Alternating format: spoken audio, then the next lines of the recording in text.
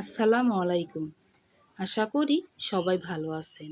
আজকে নিয়ে আসলাম আটার তৈরি বিস্কুট। এটা চুলাই বানানো যায় খুব সহজেই। এভাবে বানালে এটা খেতে খুবই মজা। কথা না বাড়িয়ে চলে যাব মূল উপকরণে। এখানে আমি 1 কাপ আটা নিয়েছি। আপনারা চাইলে ময়দা নিতেও পারবেন। আর আধা কাপ পরিমাণ চিনি নিয়েছি। এটা আমি ব্লেন্ডারে গুঁড়া করে নিয়েছি। 2 চামচ পরিমাণ গুঁড়া দুধ দিয়ে দিলাম।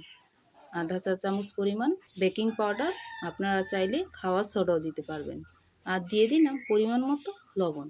খুব ভালোভাবে মিশিয়ে নিলাম। আর দিয়ে দিলাম আধা কাপ পরিমাণ তেল। এখানে আমি কোনো পানি ব্যবহার করব না। তেলের সাথেই ভালো করে সব উপকরণগুলো মিশিয়ে নিব। একটা ডো তৈরি করে নিব। দেখতেই পাচ্ছেন কিভাবে মাখাচ্ছি।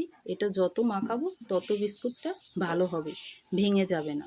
খুব ভালোভাবে মেখে নিলাম। দেখছেন ডোটা আমার এরকম হবে। তো একটা থালায় তেল দিয়ে দিলাম। এটার ভিতর আমি বিস্কুটগুলো ভাপে দিব। একটা বিস্কুট বানিয়ে দেখাচ্ছি। 2 হাতে তালুর সাহায্যে বিস্কুটগুলো বানিয়ে নিলাম। একটা বানানো হয়ে গেছে। এভাবে আমি আরেকটি বানিয়ে দেখাচ্ছি।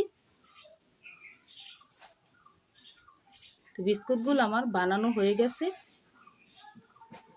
এর ভিতর আমি কিশমিশ দিয়ে দিব। আপনারা চাইলে বাদামও দিতে পারবেন।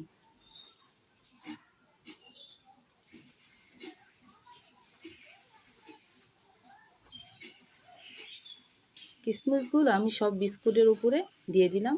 এখানে আগের থেকে ফ্রাই প্যানে বালু বসিয়ে দিয়েছি। তো থালাটা বসিয়ে দিলাম। ঢাকনা দিয়ে ঢেকে আমি 20 মিনিট ভাপে দিব। চলে আসলাম 20 মিনিট পর। দেখুন বিস্কুটগুলো একদম রেডি। ফুলে একটার সাথে আরেকটা লেগে গেছে, হাতের সাথে লাগে না। বিস্কুটগুলো আমার একদম হয়ে গেছে।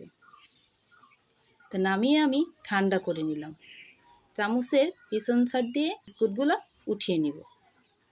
দেখাচ্ছি, নিচে ওপরে নাই, খুব ভালোভাবে হয়েছে বিস্কুটগুলো। এগুলো খুব অল্প সময় বানানো যায়। আপনি এটা জারে করে 15 দিন সংরক্ষণ করতে পারবেন। একটার সাথে আরেকটা লেগে গেছে, ভেঙে নিচ্ছি।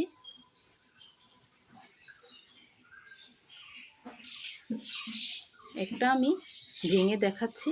দেখুন নিচেরটাও খুব ভালোভাবে হয়েছে, একদম দোকানের মতো।